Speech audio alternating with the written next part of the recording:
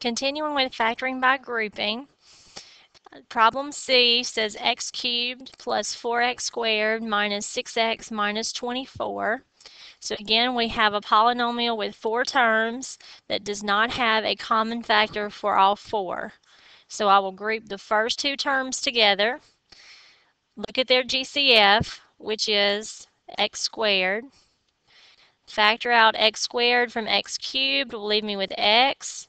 X squared from 4x squared is a positive 4.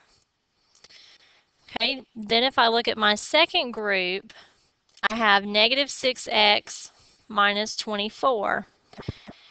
If your leading coefficient in that second group is a negative, which I have the negative 6 here, I will need to bring down a negative with my common factor. So we know 6 will go into both, but it will need to be a negative 6.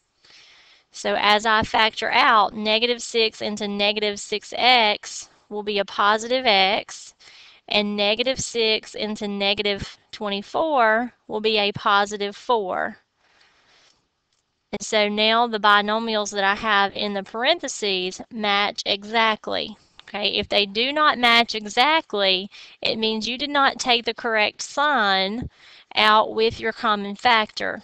Okay, so I always say if there's a negative here in this second group, then you will need to take out a negative with your common factor. Okay, always be careful to make sure the signs match exactly in your 2 binomials. Then my answer would be x plus 4 times x squared minus 6. And again, it doesn't matter the order that you write the 2 binomials. X squared minus 6 times x plus 4 would be the same exact thing. Okay, problem D, 3x squared plus 15x plus x plus 5. Again, we have a polynomial that does not have a common factor for all 4 terms. Group the first 2.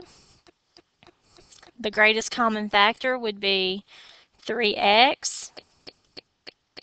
3x into 3x squared would leave 1x. 3x into 15x would be a positive 5. Then I move to my second group. Well, if I look at x plus 5, I could say there's not really a common factor. Okay, but we can always divide by 1. Factoring out a 1 would not change my polynomial, and I have to have a number to go here when I'm grouping. So if you don't see a common factor, use a 1. So it would be plus 1. 1 into x is still x. 1 into 5 is still 5. And so now the binomials match. I factor out x plus 5. And I have a second binomial now, which would be 3x plus 1.